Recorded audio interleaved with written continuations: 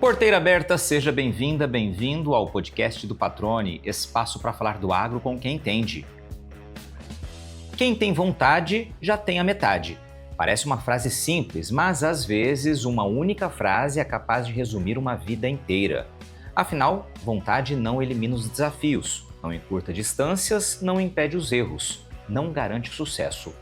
Mas é ela que faz alguém levantar depois de uma queda, que faz uma família deixar para trás uma realidade conhecida para apostar em um futuro incerto, que transforma a terra bruta em oportunidade e oportunidade em legado. O nosso convidado de hoje conhece bem esse caminho. Filho e neto de produtores rurais, Geraldo Antônio Delay cresceu no interior de São Paulo acompanhando de perto a vida do campo. Ainda jovem, viu uma geada mudar os rumos da família. Anos depois, escolheu Mato Grosso como terra para construir novos sonhos. Primeiro veio a adaptação, depois os desafios, em seguida a descoberta de que em uma região onde quase tudo ainda estava por ser feito, havia espaço para crescer, aprender e ajudar a construir. Agrônomo, produtor rural, líder cooperativista e presidente do Sindicato Rural de Água Boa, ele acompanhou de perto uma transformação impressionante. Viu a produção crescer, a tecnologia avançar, a pecuária se reinventar e a região deixar para trás o rótulo de Vale dos Esquecidos para se preparar para um novo capítulo de desenvolvimento, impulsionado pela esperada chegada de uma ferrovia. Mas talvez sua maior marca não esteja nas lavouras nem nos números.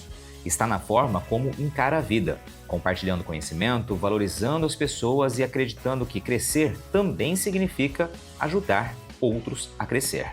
Para Geraldo, os obstáculos não existem para paralisar, e sim para provocar soluções.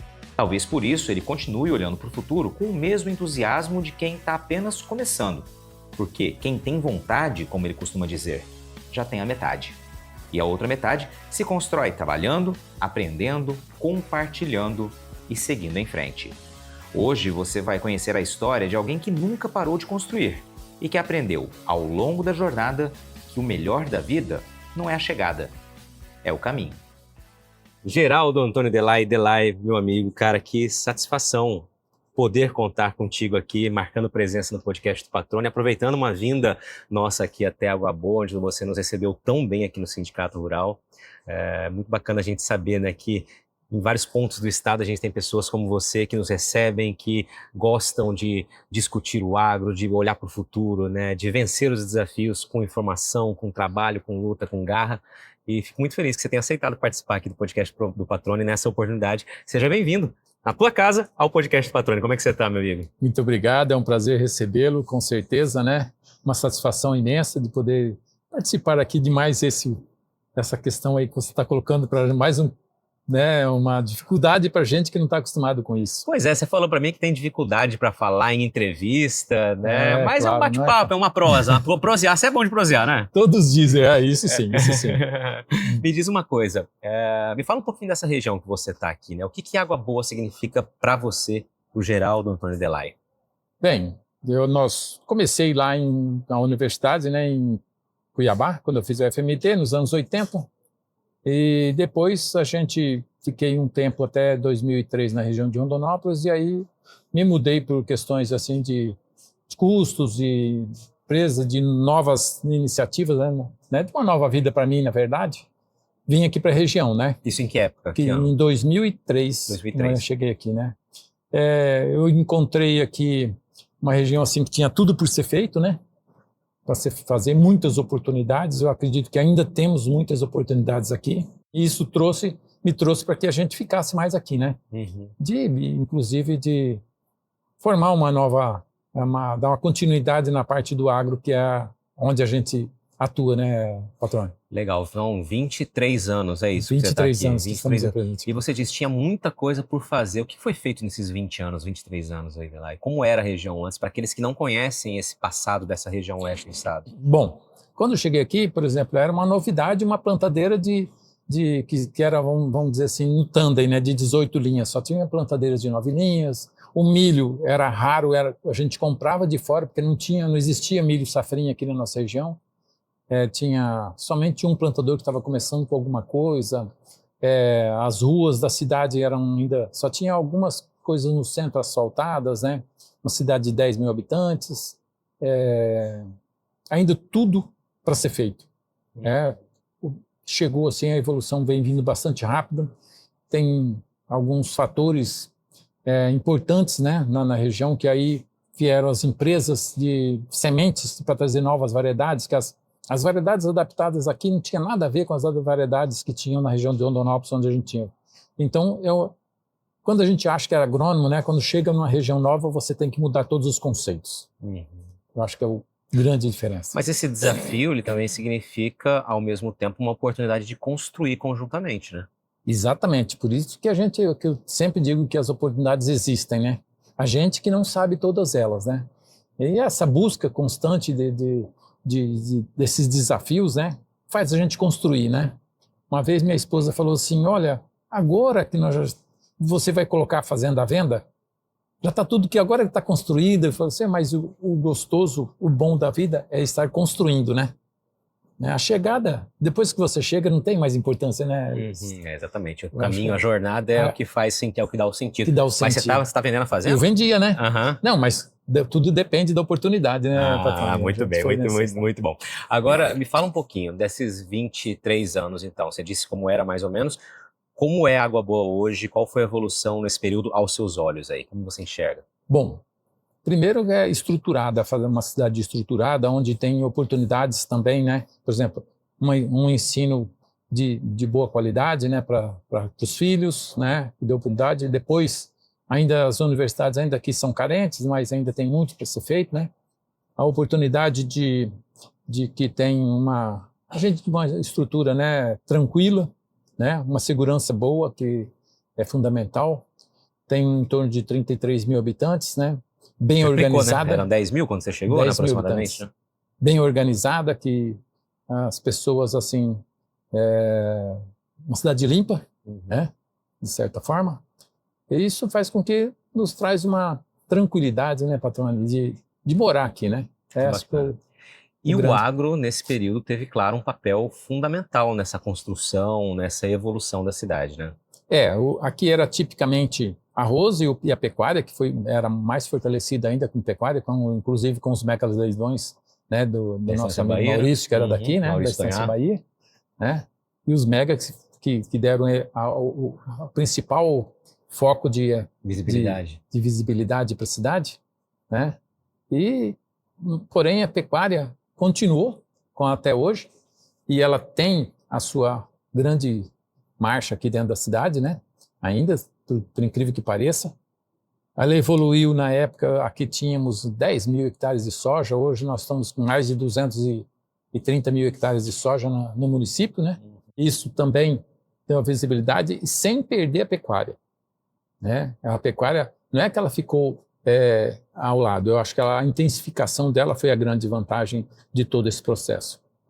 E agora, tanto é que nesse momento agora nós estamos tendo a oportunidade de ver um suporte, né, da região pela pecuária, né? Com grandes confinamentos, com mesmo os pequenos sempre tratando dos animais, para que eles cresçam e engordem com mais facilidade. Quer dizer, o agro também expandiu e evoluiu no que diz respeito à tecnologia, a desempenho, a resultado? Tecnologia, principalmente a tecnologia. Dentro desse processo, né, saímos de 40 sacos hoje para a média de 70, 80 sacos na região, né? Maravilha, maravilha. Daqui a pouquinho eu vou fazer uma provocação, vou até antecipar aqui com relação à logística, né, que é um dos grandes, durante muitos e muitos anos, né, historicamente foi um dos grandes gargalos aqui. A região era conhecida como, está na região do Vale dos Esquecidos, né, que estão sendo lembrados e vão ser lembrados certamente por essa transformação que virá ainda maior com a logística efetiva acontecendo para cá. Daqui a pouquinho eu quero ouvir tua opinião sobre isso. Mas antes, Delay, eu queria conhecer um pouco da tua história, né? Você falou, eu comecei ali em Cuiabá, na universidade, você fez agronomia. Isso. É isso, né? Na UFMT. Mas e antes disso, né? De onde você é? Você falou para mim antes aqui que é do interior paulista. Qual é a tua história? Você nasceu em que cidade? Como que era a tua relação com o agro naquela época? Me fala um pouquinho dessa tua trajetória até chegar em Mato Grosso. Bom, meus pais já eram, meus avós, né? Eram do agro, né? Da agricultura e pecuária, desde lá de São Paulo. E nós nasci lá no interior de São Paulo, em Mirandópolis, perto de entre Andradina e Araçatuba. Como meu pai também foi sempre um desbravador, vamos chamar assim, ele, né, desde quando eu comecei meus 15 anos, eu me lembro que nós tínhamos café e gado, né? Porém, quando eu entrei no colégio agrícola, nós vimos novas culturas entrando. Eu trazia as inovações para meu pai e ele já assistia desde o começo, né? Quanto técnico agrícola? Eu fazendo Quando técnico você em fazia Jabuticabal. você já conseguia levar a novidade. Já, isso, porque Legal. nós começamos a partir daí plantio de manga, né, no interior de São Paulo, plantio de mamão papaya, que era uma novidade, nós mandávamos tudo para São Paulo. E isso é coisa de que primeiro tem que ter acreditar bastante, né? Você colocar alguma coisa que alguém com 15, 16 anos está mostrando, né? Então, acredito que foi essas inovações que trouxeram a gente, inclusive, para o Mato Grosso. Então, peraí. Então, você cresceu já no ambiente rural. Seu pai era Ambiente produtor. rural. Nasci na roça. Qual a tua primeira lembrança de campo que você tem da tua infância? Primeira lembrança? Primeira imagem que vem na é tua a cabeça. casa que a gente morava na fazenda, né? Eu nasci na fazenda, né? Minha mãe nasceu... O parto da minha mãe foi num quarto de uma casa onde tinha, vamos dizer, naquele tempo, alpendre, né? Que era conhecido. E piso de madeira, né? E casa de madeira também, né, Luiz? Então, o que eu mais lembro, assim, é que tinha essa parte aí. E o primeiro, vamos dizer assim, o primeiro choque com a realidade foi quando eu fui na escola. E aí, uma primeira semana, a professora apareceu lá em casa porque eu precisava usar óculos, né? Mas eu não sabia. E aí, quando ela apareceu, eu saí correndo para o Romar me esconder, que eu não sabia que eu tinha feito de errado, né, patrão? Então, é muito interessante essas coisas. Que idade você tinha, aproximadamente? 7 anos, né? 7 que é o anos, primeiro né? ano que a gente foi na escola. É muito importante. A gente ia a pé da fazenda para a cidade. Falou, o que eu fiz de errado? O que eu fiz de errado? É uma coisa impressionante. E nessa época, então, seu pai cultivava café e gado. E gado. Pecuária para leite ou para corte? Tinha a parte de leite e tinha a parte de gado de corte, que era mais fraca. E aí você, com 15 anos ali, fazendo colégio agrícola, começou a trazer outras alternativas, como a manga que você citou. Pé de manga. Caqui, que eu tinha esquecido, e o mamão. E deu certo no período. Deu certo a princípio, até que veio a geada, né? E aí foi a geada... De 75, né? Nós já estávamos lá. E aí a geada brecou com todo o café, né? Ele ficou bastante... chocado com isso aí, ele falou, eu vou para uma região que não tem geada. Foi aí que ele começou a procurar o Mato Grosso, né?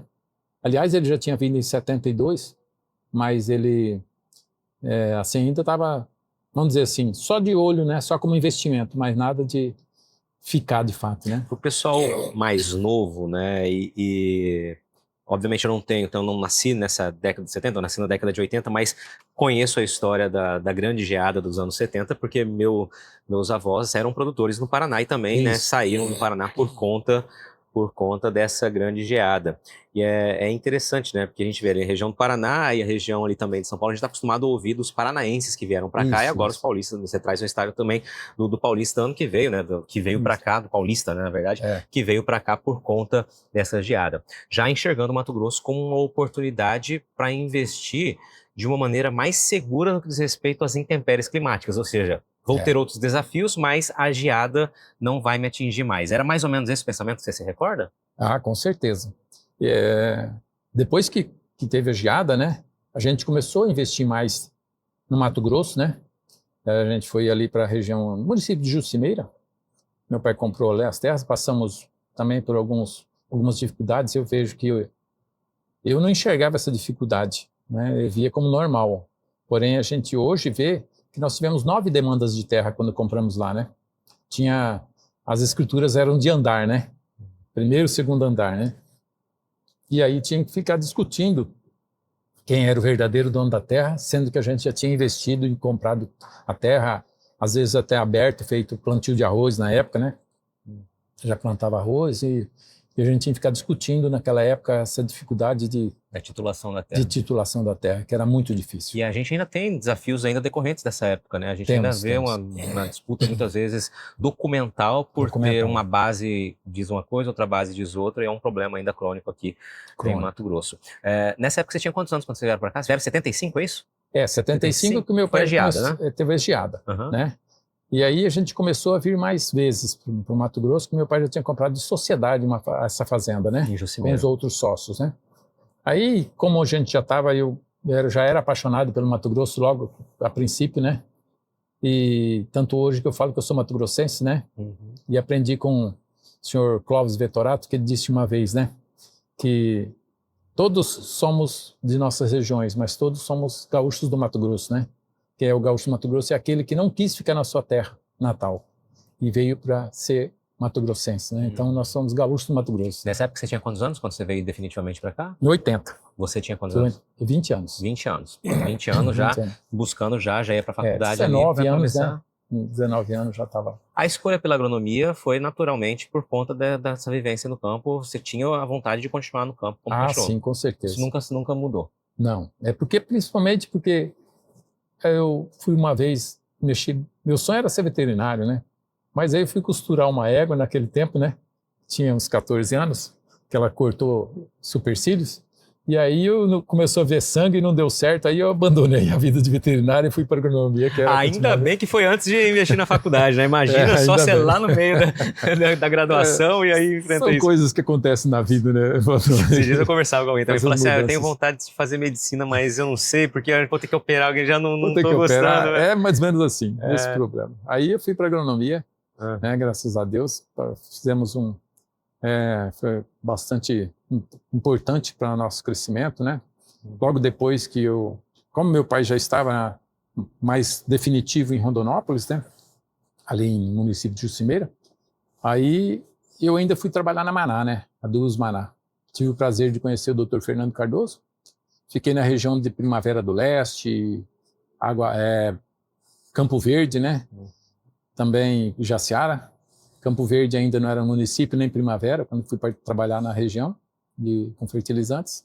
E talvez seja esse o motivo que eu tenha vindo mais ao norte ainda. Você era já naquela época, era os RTVs? RTV. Eu lembro da Maná. Era supervisor de campo, né? Tinha aquele famoso aquela frase, com Maná do bando dá, né? Tinha até jingle disso, né? Fica na memória, é muito forte a presença, né, da Maná. E o que essa experiência com a Maná te trouxe para a tua vida, assim? Bom, primeiro, a Maná não, como né, supervisor de vendas, como estar desse lado de cá do primeiro balcão. o relacionamento, sabe? Que esse Dr. Fernando viveu até os 105 anos, um cara que se formou na Exalc também, né? E ele tinha uma visão fantástica do que era tal de crescimento. Eu falo que era um cara sempre à frente do seu tempo, né? E ele, até tem uma frase dele que ele, no dia que ele foi, por conta que eu estava fazendo, em Primavera do Leste foi a primeira vez que eu vi um plantio de soja e depois safrinha. Um dos clientes da Maná, ele plantou trigo murisco, trigo preto, logo depois da soja. E eu escrevi um editorial sobre isso, de uma segunda safra, que tinha a oportunidade de ser feita, né, que eu acreditava que poderia ser mais, e ele leu, como dono da Maná, leu esse editorial e fez com que ele viesse para Mato Grosso. Mas no primeiro dia que ele chegou, em Cuiabá, aliás, ele reuniu todos os supervisores e o gerente da regional. E falou, olha, vocês estão empolgados com a soja, mas não se empolguem não, porque a soja não tem tanto óleo quanto se fala. Agora, o óleo de palma sim que vai ter futuro. Então, não se empolguem, tá? Aí todo mundo ficou calado. Nisso nós saímos, fizemos as regiões, visitamos Rondonópolis, Primavera, Campo Verde, estava em grande expansão a região. Ele foi até uma parte ali de Nova Mutum, ainda começou em Lucas, estava lá nos anos 80, né? Nós estamos falando de 1985. E quando ele voltou, ele chamou todos nós lá novamente e falou assim, olha, sabe aquilo que eu falei sobre não se empolgar? Vocês esquecem, viu? Porque isso é o futuro, né? Então eu vejo que um grande líder é aquele que tem capacidade de se redimir daquilo que fala, né? Exatamente. Falou assim, de não ser orgulhoso, de manter a sua palavra e falar assim, não, eu errei e vocês podem continuar o trabalho. E falar com a mesma força que deu o recado anterior, né? Exatamente. Em tempo hábil para que se tome decisão a partir daquilo. É impressionante. Uma nova safra de sementes já está guardada na indústria. E na AgroSol, as equipes mantêm o cuidado com toda essa produção. Por lá, o período é de muita atividade para quem atua na operação. É quando todo o planejamento feito ao longo do ano se transforma em trabalho contínuo, com o pessoal engajado para garantir qualidade da semente em cada etapa do processo. Antes mesmo da colheita dos campos de produção, o controle de qualidade atuou de forma estratégica, com análises técnicas das amostras coletadas. As informações do campo, do laboratório e do beneficiamento industrial se conectam para garantir precisão no processamento e maior aproveitamento das sementes. É um momento em que toda a empresa está mobilizada. Diferentes áreas se unem para incentivar e reconhecer o trabalho das equipes, que lidam diretamente na área operacional, reforçando a confiança no potencial técnico, no comprometimento e na dedicação de quem está à frente do processo. Afinal, produzir sementes exige capricho, atenção aos detalhes e, claro, trabalho em equipe.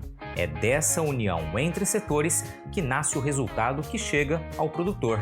Sementes de alta qualidade, preparadas para dar início a uma próxima safra em alguns meses.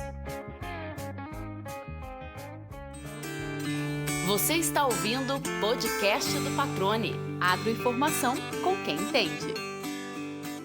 E aí vocês vêm para Água Boa, você falou em que época que foi mesmo? Aí, meu pai, nós naquela época não tínhamos a tal de falar em holding familiar, né? Ou você, como era uma única propriedade, e nós somos em 5 irmãos, né? Totais. Aí meu pai viu a possibilidade e falou assim, eu já vinha vindo os netos, tal coisa, e ele achava que precisava fazer uma divisão que nem todos conversam da mesma língua, né, patrão? Então precisava fazer que cada um tomasse conta do seu negócio. Aí ele dividiu em 5, vendeu a propriedade, deu uma parte para cada filho e falou, agora vocês caminhem com suas próprias pernas, né?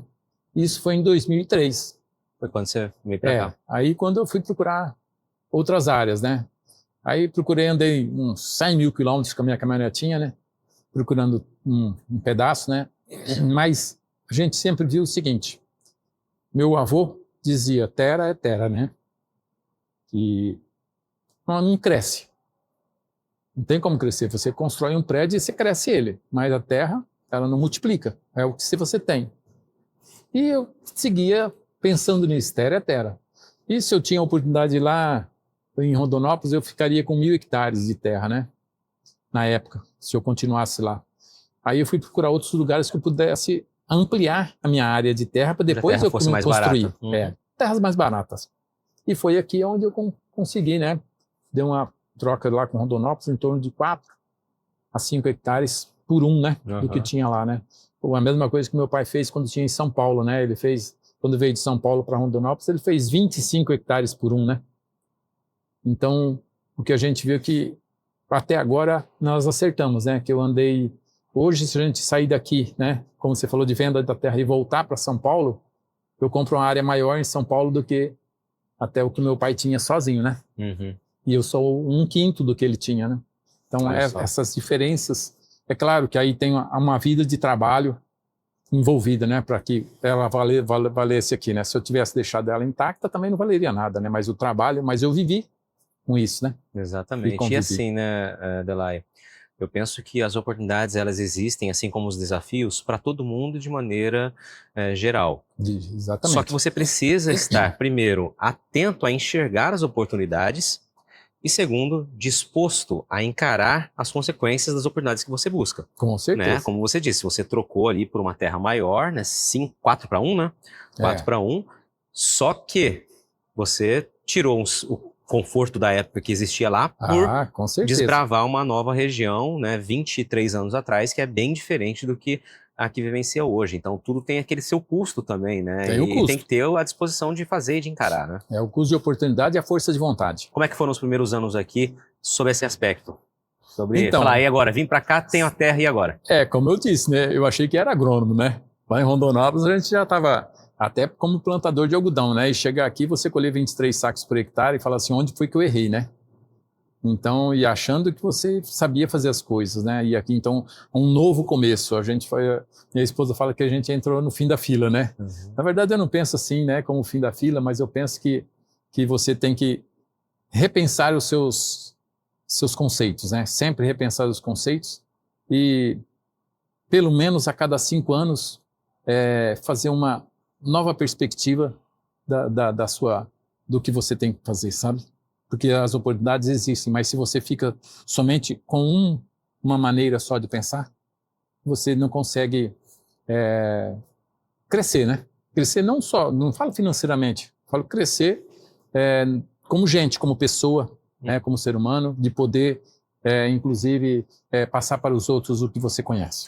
Hoje, compartilhar. Qual é a realidade do Geraldo Delay? Hoje vocês produzem o quê? Como que vocês estão? Então, hoje nós estamos, assim, até de uma certa forma, muito bem, inclusive com a presença do meu filho, porque ele chegou aqui também com inovações, com novas técnicas. A história se repetiu, Se hein? repete. Uhum. Então, a gente tem que dar oportunidade para que isso aconteça, né? E no começo você tem que deixar ele que erre, mas que erre pequeno, né? Então, deixa... E que tente, né? Exatamente, que tente. Eu acho que esse que é a grande virtude de você renovar suas novas, né? Reinventar, sabe? E hoje a gente produz soja, milho, gergelim, né? Feijão em alguns anos, quando eles estão possibilitando, já que nós já temos o pivô. E a pecuária, que a gente também vamos dizer assim, é um laço muito importante dentro do nosso sistema, que é importante, né? Essa integração, a gente, pelo menos pelas histórias que eu ouço no podcast, no próprio canal Rural, nas entrevistas, é justamente que a integração ela é o caminho para que você consiga sobreviver ou superar os desafios com mais resiliência e com uma certa... Exatamente. Não vou usar tranquilidade a palavra, mas algo nesse sentido, né? Ou seja, porque ela te dá outra possibilidade, né, de enxergar e são rendas diferentes, né? Se você tem, vamos dizer assim, diz que não pode ficar em um barco, o pé em 2 barcos, né? Porém, se você tem 4 barcos, cada um te dá uma oportunidade diferente, né? E no caso, hoje a pecuária está suportando um monte de coisa que a gente, vamos dizer assim, que a soja está com dificuldade, hoje o milho, mas hoje eu já consigo transformar esse milho em carne, né? E o gergelim também vem, vamos dizer assim, dando um suporte que transformou, inclusive, a cidade de Canarana. Foi o gergelim que transformou a cidade de Canarana e os arrendatários que existiam ali também. Ele veio com muita força, por isso que hoje Canarana é a capital do gergelim, né? Tua pecuária, você faz o quê? É completo? Eu fazia completo, depois, por causa das crises e secas, eu diminuí, né? Agora a gente já está reinventando de novo e a intenção é ciclo completo. A gente não somos bons em negociações, né? Então, quando você faz o ciclo completo, você já dá a acabar e você consegue... a gente está tentando fazer a intensificação, né? Cada vez mais encurtando o ciclo para que a gente consiga ter melhor rentabilidade. Quando você fala em rentabilidade, falou que são rendas diferentes dentro da mesma propriedade, esse ano é um grande exemplo, né? A gente tem a dificuldade com principais commodities, né? Com os grãos, mas tem uma pecuária que vem se valorizando. Né, com preços aí nominais históricos, né? É claro que precisa ver a conta, se a conta fecha, mas é um momento interessante para a pecuária. É interessante. Interessante porque quando você tinha uma arroba de R$150, R$200, você tinha uma renda menor delas. Mas não é que você não tinha renda, você tem a renda. Agora, como ela subiu, se você já pega, por exemplo, o ciclo de alta, ele vai te avisando, né? E apesar de todos esses anos, a gente vai descobrindo, olha, aqui já temos um início de ciclo de alta. Então você vai segurando esses animais menores e eles vão crescendo junto com o ciclo, né? Então quando você abate um boi hoje, que você alcança R$8.000, quando há 2 anos atrás, 1 ano e meio atrás, era R$4.000 o mesmo boi, né? E ele era um bezerro lá, né? Então esse ciclo a gente tem que estar sempre sendo atualizado. E como nós tivemos até o nosso evento hoje, né? Nosso fórum, né? De mostrar que existem ciclos. E esses ciclos a gente tem que estar sempre preparado para a gente não sofrer muito, né, Platão? Exatamente.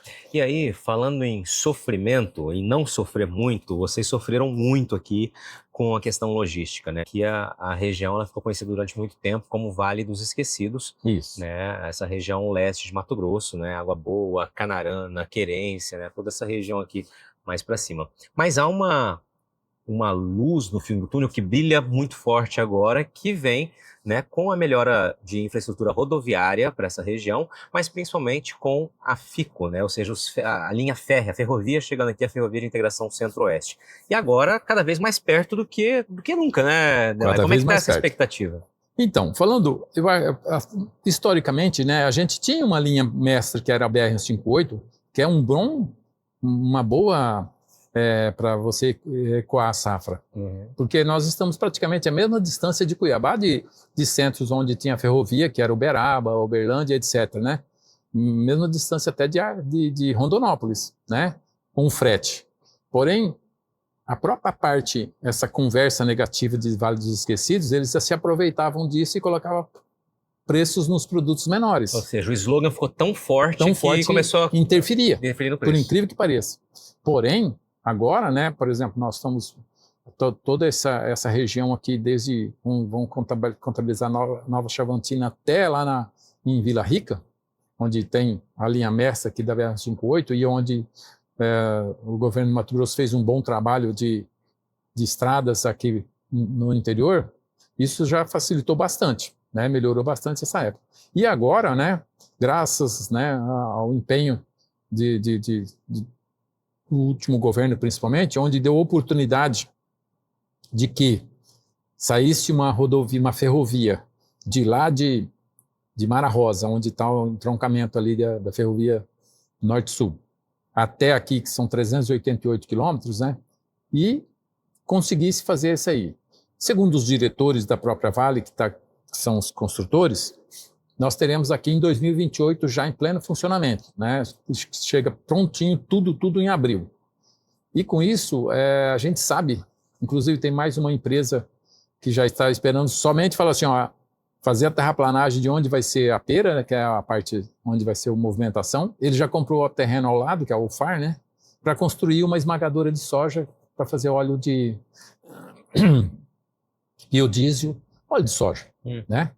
Então, ele só está esperando isso para construir. Então, a gente sabe que vai ter uma explosão, né, de crescimento da região, é inevitável, e porque onde tudo se converge, né? Porque o trem é sempre, se a gente vê, por exemplo, a ferrovia de Rondonópolis, eles carregam 600 vagões por dia, né? Então, esses 600 vagões são praticamente mais de 1.500 caminhões por dia.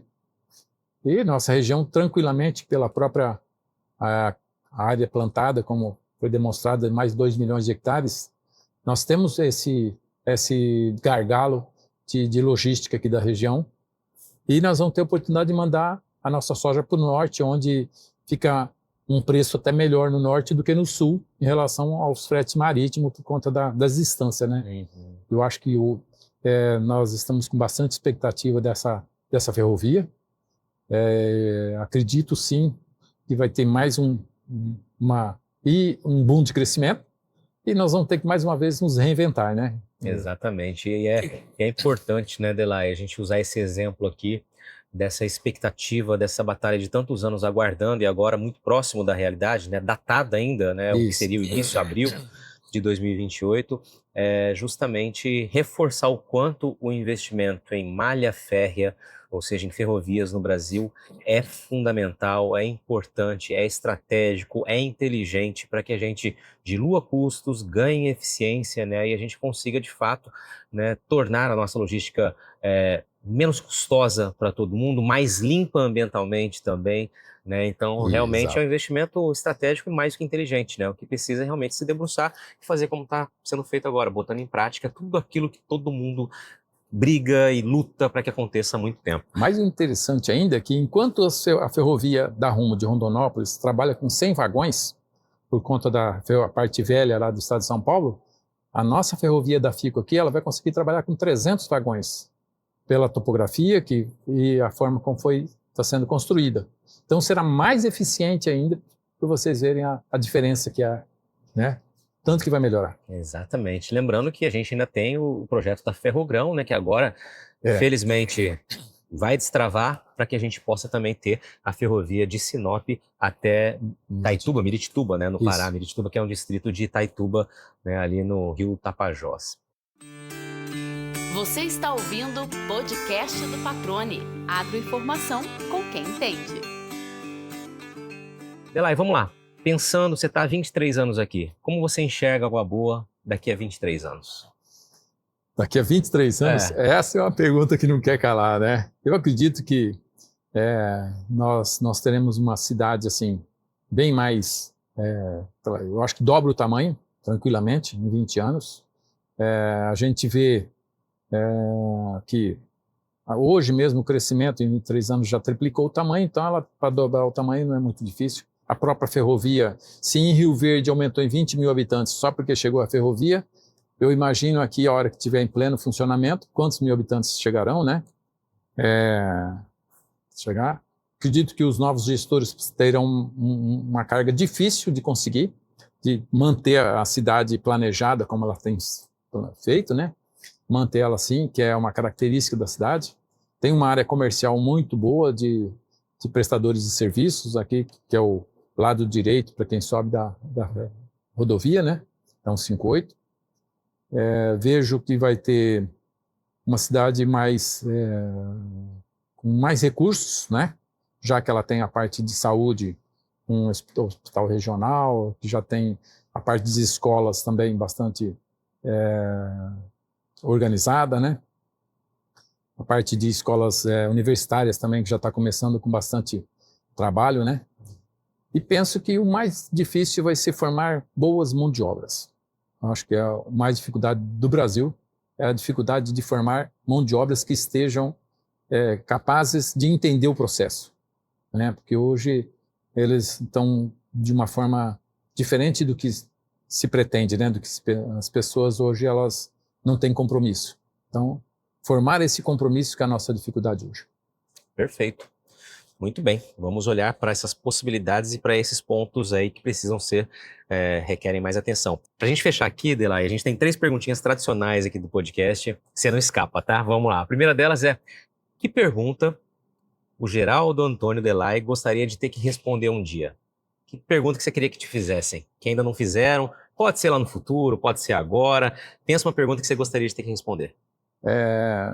Se eu estou satisfeito, né? Eu acho que com a vida, né? Acho que é a primeira pergunta, né? Hoje, qual seria a resposta? Sim, estou satisfeito, sim.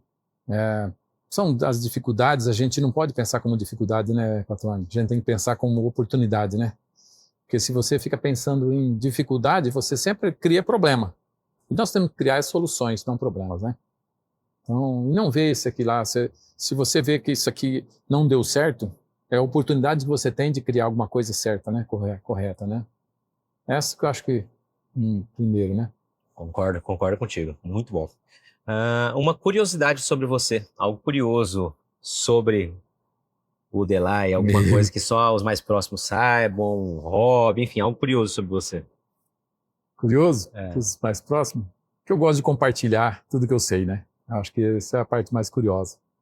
Dividir conhecimento, informação. Acho que isso multiplica, né? Isso acaba, a gente brinca muitas vezes, né? Até parafraseando o Paulo Ozaki, do Agro Resenha, que vinha falando isso, e eu costumo falar, inclusive, em eventos, quando a gente estou mediando, você já deve ter ouvido, reforçando que é aquela história de que a informação é a única coisa que, quanto mais a gente divide, mais a gente multiplica, né? Informação, conhecimento, né? Acho que é por aí. O pessoal quiser te encontrar, você está nas redes sociais, tá? No Instagram? Nas redes sociais eu não sou muito eficiente, não, no WhatsApp, né? Mas tenho, sim, o Instagram, mas não trabalho muito com ele ainda, né? Mas o pessoal te acha lá como mais difícil, mais difícil. Mas deve achar, assim, né? Meus filhos são mais dedicados a essa parte, né? Eu não nasci com, assim, muito moderno, né? Então a gente tem uma dificuldade de adaptar, já estão me cobrando sobre esse negócio do Instagram, já fiz uma vez, me falaram que eu tinha que gravar uma fala no Facebook, né? Eu deixei de apresentar, porque eu me sinto, tenho essa dificuldade ainda de falar, assim, principalmente em Instagram, e esse negócio, né? Acho muito importante, acho inteligente. Mas ainda não se habituou ainda. Falta um pouco de... Faz parte, não de tem adaptação, né? Mas quem quiser te encontrar, é só buscar o Sindicato Rural aqui, que vai passar o contato para ti aí. É como meu filho disse para mim, né, meus filhos, né? Diz que tudo que não dá dinheiro, eu estou entrando, estou participando, né? Presidente do sindicato, presidente da cooperativa aqui de Água Boa, né? Diretor da Acrimate, coordenador de núcleo de crédito, nenhum tem salário, né? Então, essas coisas a gente está participando, que eu acho que é a contribuição que a gente tem que dar para a sociedade pelo que ela nos passou até agora, né? E é o símbolo dessa contribuição para construir algo, né? Ou seja, são as associações, as cooperativas, o sindicato, onde você entrega esforço para ajudar coletivamente a crescer, né? Principalmente porque sinto hoje, né, que nossa geração, de quem vem lá dos anos 70, 80, né, como 60, 70, 80, nós ficamos omissos, né, por um grande período na parte de participação dentro da sociedade, principalmente na parte política. E se o Brasil tem tantas oportunidades e ele não conseguiu crescer até hoje, né, é porque nós não olhamos e não cobramos daqueles que nos representam, né, o que deve ser feito. Então, se nós cobrássemos um pouco mais, nós tínhamos mais resposta, né? Assim como o Patrone faz em cobrar de cada um. Cada vez que você faz uma reportagem com alguém, você cobra dele a responsabilidade dele, né? Seja de um político ou seja de um produtor. Então, eu acho que esse que é um grande motivo pelo qual hoje eu participo de todas essas entidades, né? Meu amigo, quero te agradecer demais por esse bate-papo, né? Te parabenizar pela trajetória, pela história, pela grandeza de raciocínio que você traz, por esse teu lado humano tão presente, né? As pessoas gostam muito de você por conta dessa característica que você entrega aqui, que é ser verdadeiro, ser acolhedor, né? E querer contribuir sempre. Muitíssimo obrigado por nos receber tão bem aqui em Água Boa mais uma vez e por dividir esse tempo aqui, vencendo a sua timidez, dividindo um pouco da tua história aqui tão bacana com a gente. Obrigado, viu? Eu que agradeço, né? Mais uma vez, Luiz, porque nem sempre a gente tem a oportunidade de falar e expor o que a gente pensa, né? E isso, como eu disse, é muito inteligente, uma coisa legal, que a gente deixa, de qualquer forma, a gente deixa para a posteridade, né? Quer queira, quer não, está gravado, né? O que é como as fotografias antigas, né, que a gente tinha, que hoje a gente perde também essas fotografias. Hoje a gente não tem guardado no celular, quer dizer, ela não está mais como memória, né? Então, essas memórias são importantes, né? Não só para mim, mas tem para você que nos acolhe, né, no seu dia a dia e nos apresenta também, né, uma parte do que a gente precisa aprender. Eu que agradeço. Muito obrigado, Luiz. E aí, gostou do bate-papo? Então dá aquela força e compartilha essa entrevista com os seus contatos. E olha, aproveita para mandar aquele feedback dizendo o que você está achando do podcast do Patrone. Pode criticar, elogiar, sugerir temas e pessoas para dividir boas histórias aqui nos próximos episódios. É só enviar uma mensagem lá no Instagram para @LuizPatrone que a gente troca uma ideia, viu? Então, gente, sucesso da porteira para dentro, força e fé da porteira para fora e vamos que vamos. Você ouviu o podcast do Patrone, agroinformação com quem entende.